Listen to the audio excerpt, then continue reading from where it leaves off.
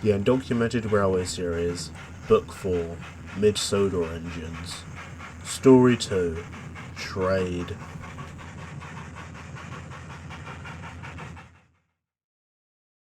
The men from the power station were true to their word. That same year, work began on the Fat Controller's Railway to build a new line going towards the other side of Pilgordred, which was quickly up and running by November. The Mid-Solar Engines were most upset by this, as it meant they began to get less work. Safe to say, Stanley was blamed. As punishment, Mr. Abraham took his red coat away, replacing it with a dull black. The big pannier tank soon became more isolated, and even more rude as a result. "You're going to end up like your predecessor one of these days," Duke would say to him sternly. Stanley never took this seriously. "You keep saying that, I got no idea who that guy is or what happened to him. It literally means nothing to me." A few years later, on a cold February evening, Albert chuffed back to the sheds after taking his usual train. He stopped alongside Jim, the main goods engine. "Jim," Albert inquired, "have your trains been feeling, lighter at all lately?" Jim thought for a moment. "Aye, a little. Why do you ask?" "Falcon, Stewart and I have noticed that there seems to be less passengers travelling on our trains. I was wondering if the goods work has received the same treatment." "I see," Jim sighed. "Well, there's certainly been less trucks on my train. Shame too. I do miss a nice long train. I wonder if Stanley's trains have been affected." "Hey Stanley," Jim called over to the American tanker Jim, who was resting in the far corner of the shed. "Have your trains seemed lighter at all lately?" Stanley was in no mood for questions, let alone from these engines. "Nah," he lied. "You twos just need to work harder." Albert scowled the biggest scowl he'd ever done. "Second mid," he muttered darkly. "Uncle here," Stanley shouted back. He'd pulled up right alongside now. "Okay, you two, rake it up," Jim interrupted. He had no idea what either engine had called each other, but neither sounded very polite. "He started it," Albert cried. "You're disturbing my quad with your silly questions. If you both learn to work hard and complain less, we might actually be able to turn a profit," Stanley grumbled back. Jim murmured to himself. "How's this then? If you think we need to sharpen up so much, Stanley, how about we try to work tomorrow?" The two engines looked at him in bewilderment. "I could take your mineral trains tomorrow, Stanley," Jim went on. "Albert, you could take my train, and Stanley, you can have a spin with the coaches. Me and Albert will get to do some hard work, and you can take it easy for once. Everyone wins." "Him?" Albert cried. "Pulling my carriages?" "That's like French, he's scared," Stanley said with a slight smirk. Albert squirmed. "Fine, it's a deal, but if you damage my carriages in any way..." "Relax," Stanley grunted. "It's easy work. You're on." Albert's face went as red as his paintwork, and Stanley slunk to the back of the sheds. "Do you even have a plan here?" Albert asked Jim.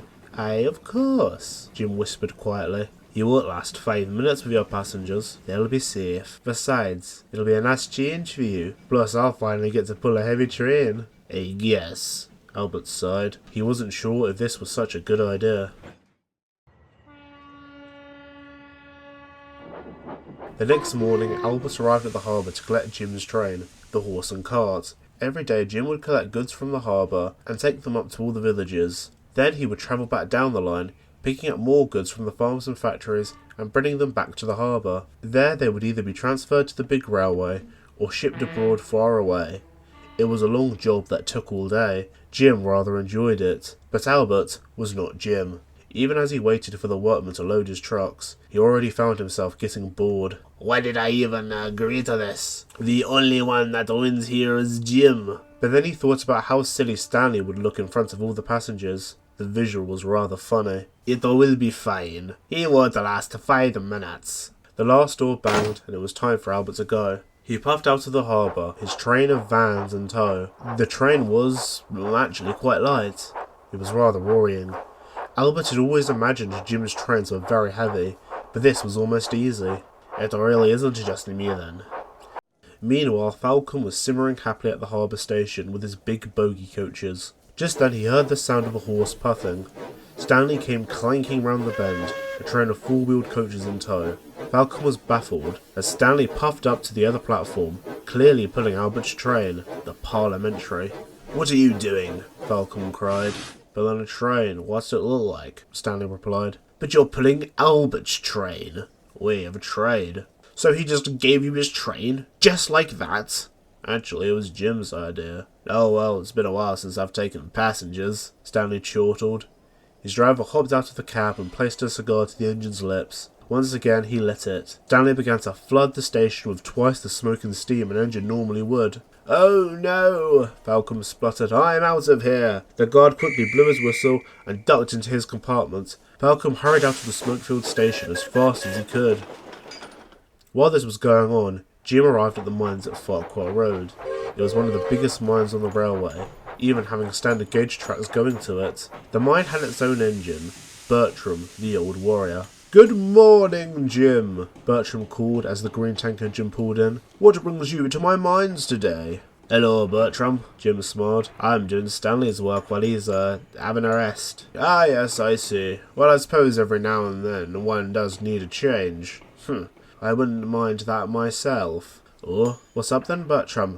Oh, well, between you and me, Jim, my friend, Bertram said in a rather hushed tone, things haven't been too great here.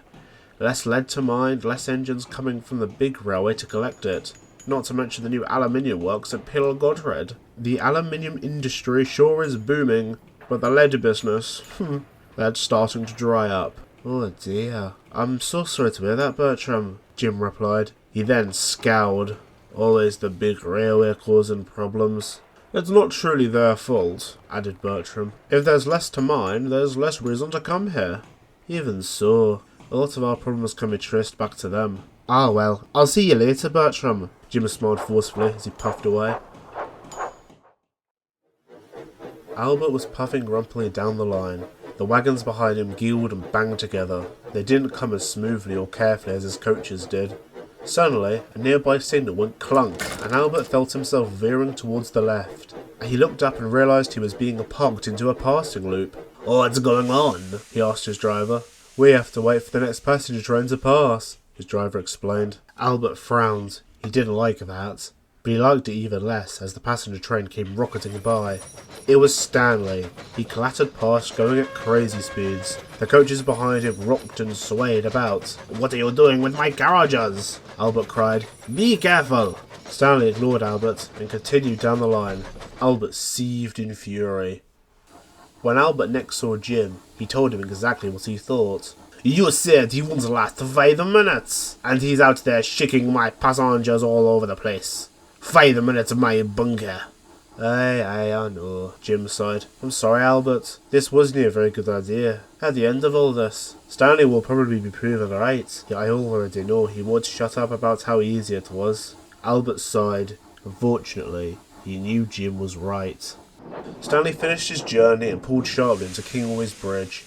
He was feeling very pleased with himself, but his passengers were cross. A small group of 3 people were on the platform, waiting for the return trip. The disembarking passengers all warned them of the journey ahead. Careful, said one. That ride was like a roller coaster. The other passengers felt rather anxious. Eventually, 4 more passengers arrived at the station, and all got on board. They were all warned too about the journey ahead. Surely it can't be that bad, said a woman. No sooner had she said that, Stanley shoved onto the coaches, ready for the return trip. The woman went flying across her compartment.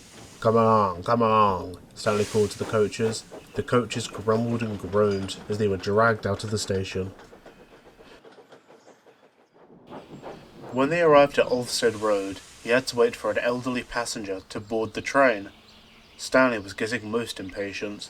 Why are we even waiting? He barked. Surely she can take the next train. Nay, replied the guard. Albert always waits for her twice every week. Ha! Well, I'm not Albert, Stanley muttered to himself. Then he had a very cheeky idea. He whistled the best impression of the guard's whistle he could muster. His driver naively thought it was the guard, and without a second thought, he pulled the lever, and Stanley began to puff out of the station, just as the old woman hobbled onto the platform. Where's the train going? She cried to the guard. The guard turned around. Oh no, he cried. He pulled out his whistle and waved his flags, but neither Stanley or his crew took any notice. Blast, he exclaimed. Now what are we going to do? Meanwhile, Jim was collecting another mining train. This time, it was from the mines at Krosnoharwen. This mine also had an engine of its own. Her name was Atlas. When Jim spoke to her, she was much more optimistic than Bertram. I don't know what's going on at Farquhar Road mines. Ours have been booming, she said with pride. We'll probably have enough lead for years to come.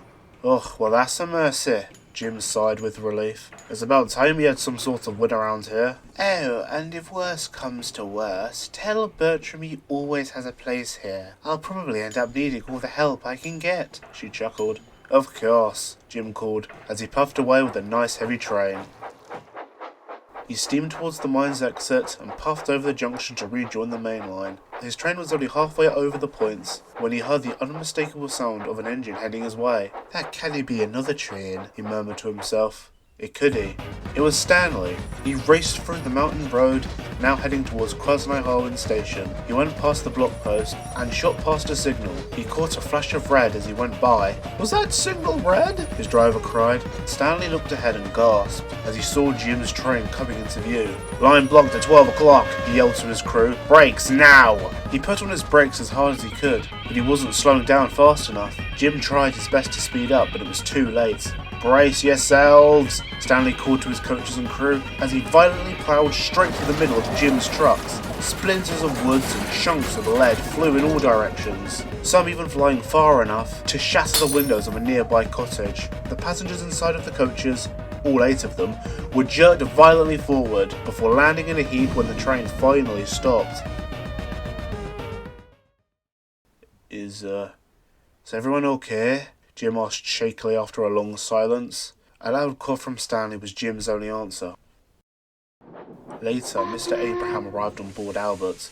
Both were very cross. Look what you've done to my carriages, you big brute! Albert shrieked. The coaches whimpered timidly, while Albert looked away in shame. I'm very disappointed in you, engines, Mr. Abraham said severely. As you should, monsieur, Albert burst out. Look at all of this damage Stanley has caused, and Jim for suggesting it. Well, I never. That includes you, Albert, Mr. Abraham put in. Albert couldn't believe his ears. Me? He spluttered. Yes, for going along with this stupid idea. If you and Jim really wanted a little more extra work, or something new, you both could have spoken to me about it, rather than making deals with him. He said that last part glaring at Stanley. Just then, Stanley's driver came over. He was supporting a woman with his right arm. She held her hand to her face in pain. Excuse me, sir, he cracked, but this woman bashed her nose into the seat in front of her during the emergency stop. Oh dear, miss, Mr. Abraham cried in his over-dramatic manner. You alright? Do I look alright? Cried the woman, putting her hand away from her face, revealing a bloody nose. Mr. Abraham gasped. It's not too bad, love. Perhaps we could, offer you a discount next time you travel. Next time I travel? She fumed. You have to be out of your mind if you think I'm going to travel on this railway again. If you can't even guarantee the safety of your clients, then what even is the point? Ma'am, I promise, we will take measures to ensure that this won't happen again. Forget it, you best lawyer up, because I'm going to take this damn railway to court. Well, come on now, we don't need to do anything hasty. My decision has been made, and she began to walk boldly away. Mr. Abraham gave Stanley a look of pure hatred. You and me are going to have a little talk about this later, he warned. I think I might have a special surprise for you. He then turned on his heel and hurried after the woman. Man, please, I'll give you anything you want. Name your price. Jim and Albert both looked at each other. Albert was still very cross with Jim, but even he was able to put that aside for now. This was way bigger than both of them. Stanley, meanwhile, was unbothered as usual. Ah, well, he said to himself. What's the worst that can happen?